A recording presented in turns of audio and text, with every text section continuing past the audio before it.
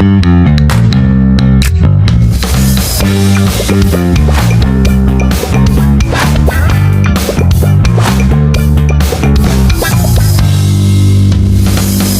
name is Benson Usman, anchoring the episode of Groove and Grit today.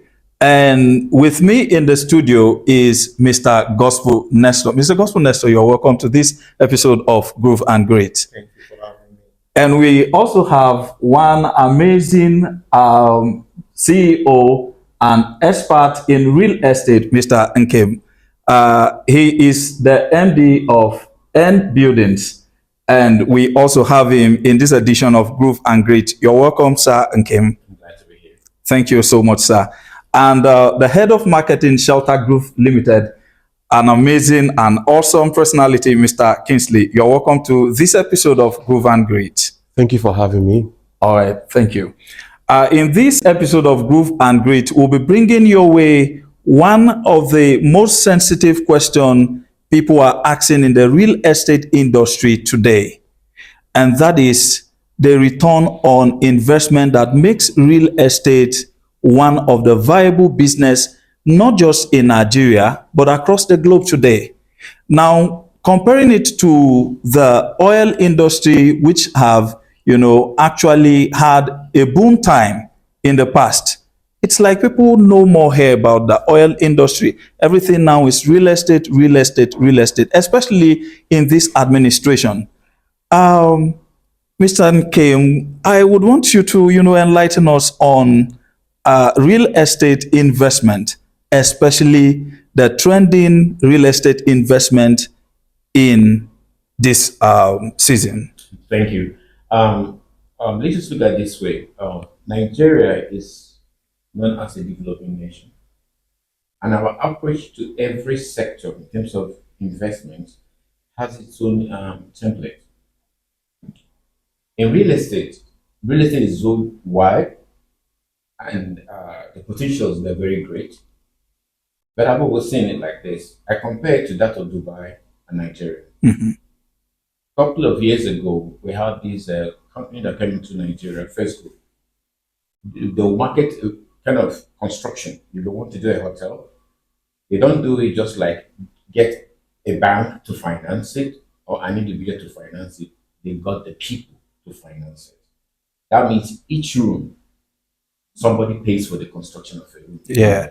So it became what we call like a crowdfunding. I was privileged to know about a hotel they wanted to build a center area called The One Hotel, right there opposite the Federal Secretariat. It was sold 3 times. We were supposed to get about 10 billion, they got 30 billion. People rushed and they paid for that. But here, bringing it down because of their own experience, from where they are coming from, and that is why real estate in Dubai goes like wildfire. They don't only stop for an institution, they go for the people, because that's also to empower and increase their financial strength of individuals in their own country. But for Nigeria today, I would suggest, like me, talking to developers, my own clients, I always tell them this. Though most people go to mortgages, people go to financial homes, why don't you go to the people? There's something we call crowdfunding. And that crowdfunding it gets the younger people into it. There are people with 10 million, 1 million, 3 million, but they don't know what to do with it. Can we harness the resources they have and make it more viable for them? They go home and sleep because this is called real estate. It will not go. It's still there. It's what you see, what you can easily evaluate. So if we're going to do an estate today, luxury estate and co, you can see over 200 people who are investing in it with their finances there. How much are you giving them back in returns? Because I'll give you 20% back in it. They go home smiling because they're not involved in it. Only with their money working for them and you do the job. You see, I love this perspective you're bringing into the Nigerian context of real estate. But in our context of real estate in Nigeria, what we understand, an average investor understand, is investing into land and buildings. So, Mr. Gospel, what can you, divergent from what he said, give us as an opinion of the trend in real estate in Nigeria? Okay, in terms of real estate investment, it depends on the area you are going into. There's what they call land banking and land retailing. Okay, I will rush and give a brief explanation of the both narrative that I just listed. Number one, land banking. You get an investor buys a parcel of land, standalone land, maybe a developer buys it and allows it to stay. Probably it might be in an undeveloped area and allow this to stay for a quiet period of time to resell. Then land retailing is buying a larger portion of land in maybe probably still upcoming developing areas and you parcel it in portions, in plots, and sell it to the the end users. I understand that Mr. Kingsley is already giving the body language to, say something about this apportioning to different. What can you say about that, please? Yeah, I think that what we're seeing right now is on the micro is an indication of what's happening at the larger scale. Okay. The current government that we have is focusing more on infrastructure development. And when you have all of that happening, what it means is that because everything you're going to build will be built on land, and that is real estate. So if you're going to build bridges, you're going to build schools, you're going to build hospitals, you're talking about real estate here. So the more government does all of those massive infrastructural development, it will trickle down into the industry itself. So what you are seeing now is like the peak of interest that has built up over years. Now this government is now taking it to another level where we're seeing a lot of interest, especially in the federal capital. If you see, there's a lot of development happening in the capital, right? Roads are being built, Exactly. and all of that. So what's happening is that the government is now directly or indirectly, they are catalyzing development in the real estate industry. Taking the lead. Exactly. So that's exactly what's going on right And, now. and then Yeah. there's something I just discovered that it's like other states outside Abuja, Lagos, and Port Harcourt are not driving real estate the way these centers are driving it. No, Enugu State is doing a massive, there's a lot of work going on in Enugu State. I was there like about a month ago, and there are new routes being built. The existing ones are being renovated, and new estates are opening up, new housing estates are opening up in the state. I think a number of states are doing that. Also in Niger State, I was there as well some time ago, and Kaduna State as well. Wow. So I think that, like as I said earlier on, this current government is doing a lot of infrastructural development. And what's happening is that at the state level, where the government is doing work, the states are building on top of that to drive their own developments in that industry as well. So what we are saying in essence is that real estate in Nigeria is holistic. It's not just about the centers, Abuja, Lagos, Port Yes, Harcourt. yes. It's spanned down to the state level. Yes. That's interesting. And the other thing again is that there is a phase to this thing, right? Now we are talking about land. The next level of real estate engagement will be on buildings that already have been built. So you go through the phase of selling lands, apportioning them like Mr. Gospel has talked about. But when you've built buildings, are you going to sell land again? You're going to now start engaging on the next level, Exactly. which is now people trading on buildings, trading on the shares. There is real estate exchange as well, where people can actually buy shares Yes. based on what is happening in the industry. Yeah, so we're just at the beginning stage of what's going to come, and it's going to be massive. And Yeah. you see, I just love what you said. Government taking lead drives confidence. Yes. And it gives you this kind of integrity. And it secures your investment. Anybody who wants to put in money and say, oh, the government is taking the lead Exactly. in this area, they're opening. You see, but one other challenge we have in this society is that most states, even any state, I try to do my own research. They don't have a real estate regulatory authority Okay. that will drive the private sector as well into taking advantage of what the state governments are doing. And then if we have this at the center, the bridges, they create this kind of a crossover. Yes. And for people to come in and also join the government in what they're doing. Because the government is trying to tell you, I am doing urban development. This is the area I'm going to, providing the infrastructure what we need and that. Then the private sector will do and come in and do the other development. Yeah, And that also brings about any other person, just like people, organizing business. In Nigeria, we've got this great potential. amongst even the young people, I still draw our minds back to this period. Many of our young people with their finances don't know what to do with it.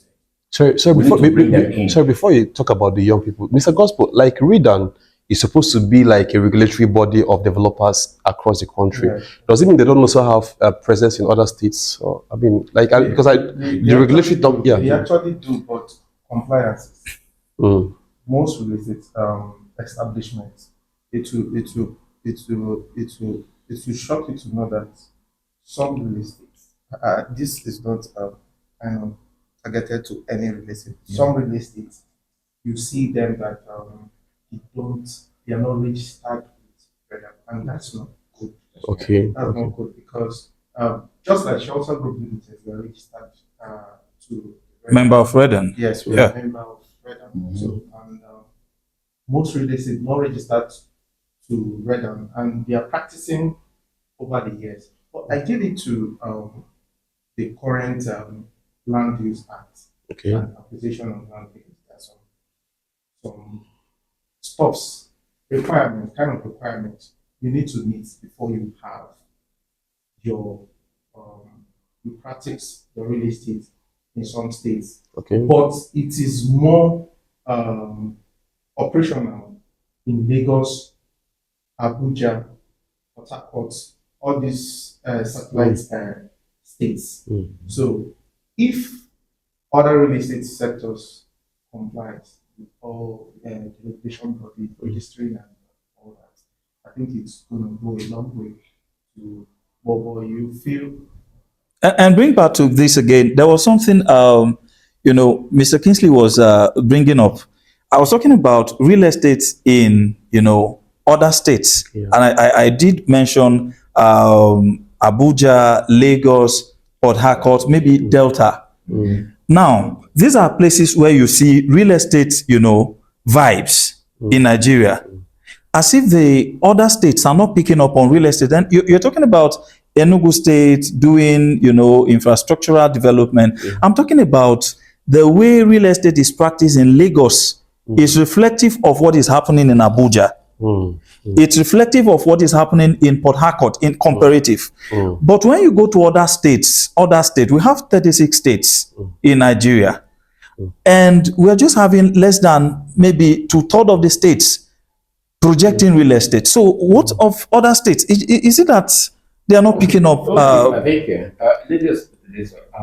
Lagos State has one of the best laws in terms of real estate regulation. Exactly. When you come to Abuja, boom, that's it. Yeah. I must tell you this: the government must take a lead in this. What is land use act? The government is in charge. They're the custodian of the land. Exactly. So if they don't take a lead, whatever you're doing, you're wasting your time. And this is why they have a gap. When the government is not in the lead, this is why you have all these kind of fraudulent acts going on and what do you call it? Irregularities in terms of documentation process. Because the government is not committed in that whole process. Okay. And secondly, you mentioned about Redan. Please let us be mindful of this. Redan only is a union thing. Okay. Redan is focused on members doing this particular business. Okay. There are some states you go into, they say, I'm not recognizing Redan. I'll do it directly with the competent hands. And they choose whomever they want to do. Wow. But you want to do what you want to do. But then the state government, this is why in terms of, let's say I want to give contracts, it's preference. They check who is there. So, but the Redan own is this. It's trying to give you a standard as a member of this group. But when you get into the state will not even give you permission to operate in there. Basically, There's something I wanted to say based on what you just asked. Okay. The different approaches where Lagos, Abuja, and Port Harcourt, whether they are Perhaps Delta State. No, this there is a reason why real estate thrives in Abuja, Lagos, and Port Harcourt. Okay. What's One that? reason is influx of people. That's Yes, another one. urban movement. But people moving from rural area to the urban cities. Because you can't tell me that and doing business as well. For greener pastures. Economic activities. Exactly. So if the quality of people that moves in the city of Abuja as a capital, Let me interject here. What moves people to the area we call the urban okay, is infrastructures, industries, and opportunities that are likely, in that areas. That's right. States can also generate opportunities. State can create their own opportunities. And in the area of real estate, Yes. just for them to be able to accommodate this influx of people coming. Exactly. That is where real estate comes in. You provide housing and spaces for them to do that. because that movement brings about demand for shelter. Thank you. Now, the question here is, lots of states in Nigeria focuses on maybe building schools. When we talk about infrastructures, the first thing they talk about is roads, schools. They don't even talk about, creating good jobs outside state government job, local government job. What are they doing in housing? That sector, what are they doing? That's why real estate companies exist. Like he said earlier on, when you have this influx of people, when the state begins to construct roads, I mean, let's be very fair and balanced here.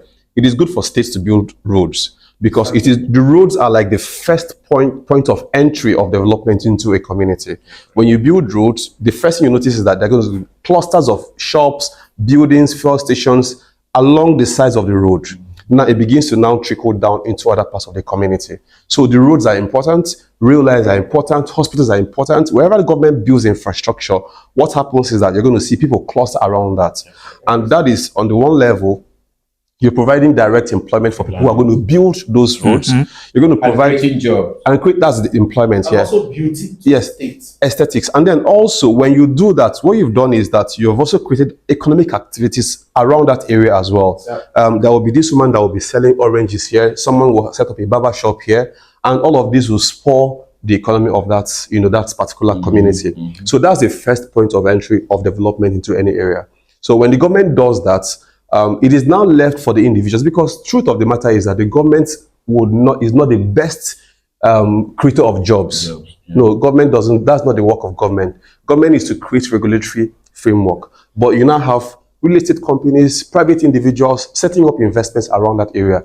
Now let's talk about regulation for a minute. We touched on the Land Use Act. I think that in the real estate industry, the Land Use Act is one of the biggest opportunities for us to make progress. If we change it, if we change one or two things about it, it's a very good law, it's a very good policy. But there are aspects of that Land Use Act that is also limiting the industry, where government is the ultimate and sovereign owner of land. You see that. Just a moment. Just a moment. Let me interject on this. Let me interject on this, Mr. Kingston. Okay, because, all right, fine. Even in Abuja, that real estate, has spanned very wild. Government still holds supremacy on the land. Not just in Abuja, or across the country. You're trying to talk about the Land Use Act, and then there's a clause you are trying to touch. Yes. The clause that government has supremacy over the land. It will always remain like that. It doesn't always have to remain like that. It can be changed for good. The thing is that in communities where, in countries or nations where capital is maximized, that law does not exist. Because land on its own is like the ultimate capital. When the resources that are in that land, you have ownership of. So are there countries where government has no supremacy over the land? In the US, for instance, if you buy a piece of land, if diamond or whatever resources are found on that land, it belongs to you as an individual. Exactly. The government has no right over it, except they pay you for it. So a lot of people have actually just, gotten into wealth just by discovering, oil deposits, gold deposits on their property. I would want Mr. Nkem to interject on. It's a well-traveled individual. No, but I mean, it's something you can verify. So what can you say about? No, I know about this. I think I know about someone buying a land in the US, and then there was an oil deposit there. Yes. That was how his life was transformed. Yes. The government have to pay him to become a shareholder. The government will develop it. Yes. Then the stream continues for him. Yes. So it can now tell the kind of opportunities that creates in a society where Now, such now laws do not I want exist. Mr. Ankem to Okay, please go ahead. talk sir. about this vis-a-vis the Nigerian context. Yeah, exactly. But I know globally, the earth is ours, but there's a sense of governance to guide us and give us regulation, Okay. even the use. Even if I am living here, there is a regulation on how to live where you are living Exactly. that takes control. I agree with you because even, for instance, mainly in the US, you have Texas, we know them as the oil state. But even there, you own it. You may have a but the government regulates you because of what? Environment, not the environmental hazards, and so many other things because they are watching you in whatever so that you will not affect the next person behind it. And they also give you there are so many regulations around it. That's okay. Yeah, But then in Africa, I love Africa so much in the sense that we are The African context, you know. This is our own place, but Okay. we are using some kind of ancient approach to it that the government is in charge of everything. That's the The government is, even when you cough, the government says, hey, why are you coughing? You know, this kind of, they checkmate you a whole lot. Even if they say we have freedom of this or freedom of that, they say there is a limit to whatever, which of course is okay. You know, we can regulate ourselves to that. But in terms of real estate, what we are all discussing about here is that, but the government leading us has given us some period. After all, how many years? They give you 99 years. Yes. 99 years, yes. 99 years on that. After that, it is subject to Review. at least, sorry, yeah. I speak my language. So, No,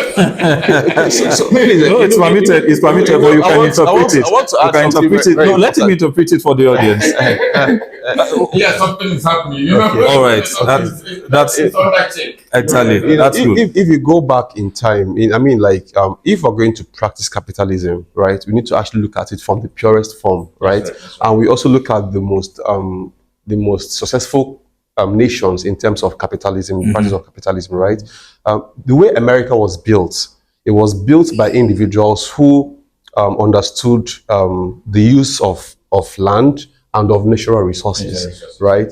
The rail lines that powered the US economy, those early ages were built by individuals, not by the government.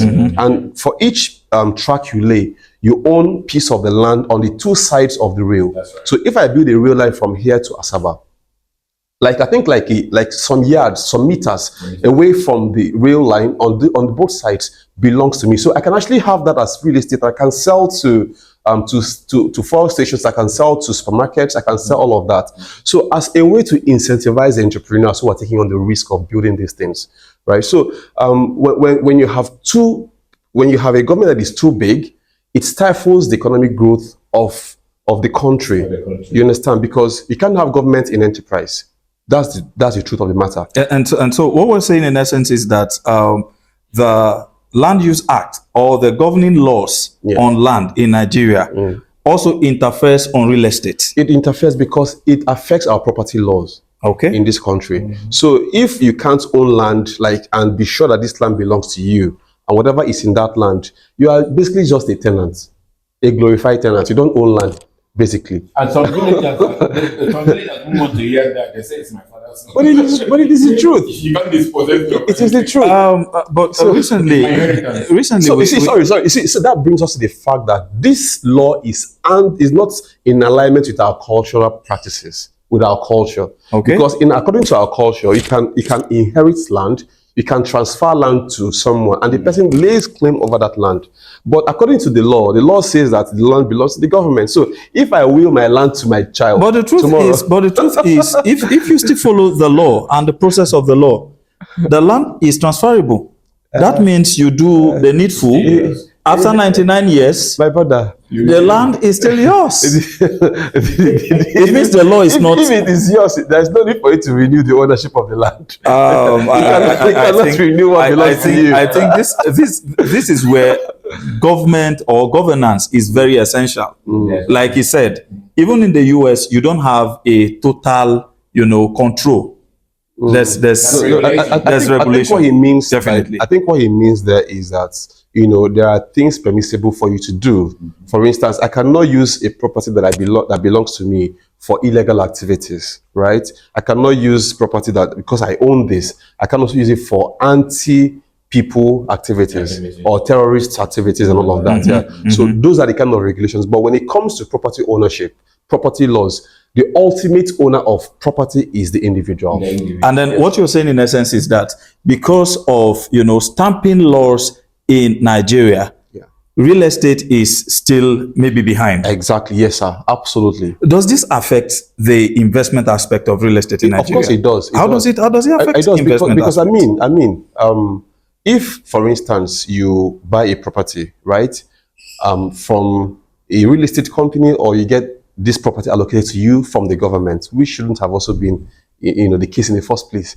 The land doesn't really belong to you, all right? You can go ahead to invest, but the investment you're making there is something that that after 99 years, whoever is in the position to authorize the renewal can say, I don't like your face, sir. I don't like the language you speak. I don't like the complexion of your skin. You understand? Yeah, for some reason. You said you don't feel like the land allocated to you by the government is supposed not to be sold. No, please, let's not. Look. I want to jump and pass. I want to jump and pass. But we have a practical example. Okay. After the Civil War. Okay. Thank you very much. Please help me. Abandoned property. People from the southeast lost a lot. Yes. Please. They retrieved it all from them. So I think there's something he said that was touching to you. As an expert in real estate, you need to respond to that, I guess. No, you are saying the government gives 99 years. Yes. Yes. To own the land. Yes. And Yes. subject to renewal. Yes. Now, it permits me to ask, how many days do you think A human being, yeah, a normal human being would last. is expected to live? No, but that brings us. Now you're restricted to 100 That brings us back by to 99. the property law. Yes. Right? So when we talk about investments and the law, property law in this instance, right? Okay. Now, I don't want to put money down, and knowing that 99 years down the line, I want to be able to transfer the assets that I have to my benefactors, right? Yes. Right. So I don't want to entertain the thought that if I put in billions into investing in property, maybe 75 years down, because maybe 25 years I'm alive and I hand it over. 75 years down the line, some other person comes up and, for some reason, dispossess my benefactors of what I have, the property I've transferred to them. I think you're. Allow me to. I think allow me he's to interpreting the law from a crude perspective. Exactly. The law is interpreted from a crude perspective. That's not. What I mean is that the Land Use Act law. I guess. What I mean is this.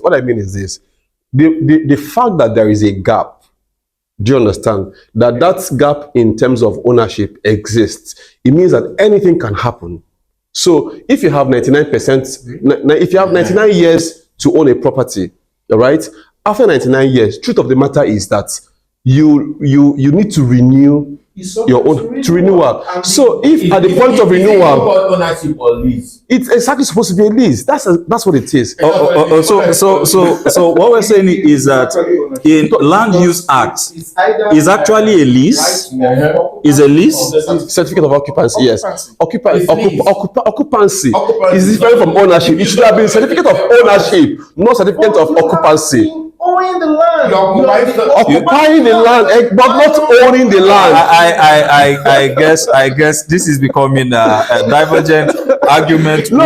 This is the important ownership. I argument. know it's very important. But then, when you look at the investments, you look at investment from a very long-term perspective. Yes. And when you do that, that's what investors would. If I have to choose between two countries where I can pay X amount and I own the property for life, and I can pay the same amount and I own this property for 99 years, where would you go to? I think this is a clause. We can that start. this is a clause. We can look at get our viewers to drop their comments. Actually, this is a clause that the viewers will have to do justice to by dropping their comment on the Yes. comment Yes. section. Yes. What do you think? Yes. What do you think about owning a For life? land? This clause in the Land Use Act in Nigeria that you own a land for 99 years and then it's subject to reviewer. Mr. Kingsley is very, not He doesn't pleased like with it. that. He doesn't I don't like it really. And don't like it. and from the question you are asking, you're thinking of going to other countries for your citizenship. I can't put that on the. I can put that to the public. I cannot put that to the this public. is actually funny, but sincerely, as we begin to wrap up, it's very pertinent that real estate industry in Nigeria is taking over other industries, especially in investment in land and property. We have X-ray quite a number of reasons why real estate is projected as one of the leading industry in Nigeria at the moment, and the trend is actually very high. Viewers out there, in our next episode of Groove and Grit, we will do justice to the issue of the Land Use Act and the law. I think in the comment section, drop your view. We are just coming to the end of this episode of Groove and Grit. Thank you again for honoring our invitation to the studio today. Thank you so much. Thank you for having us. Thank you. All right. God bless you. Groove and Grit.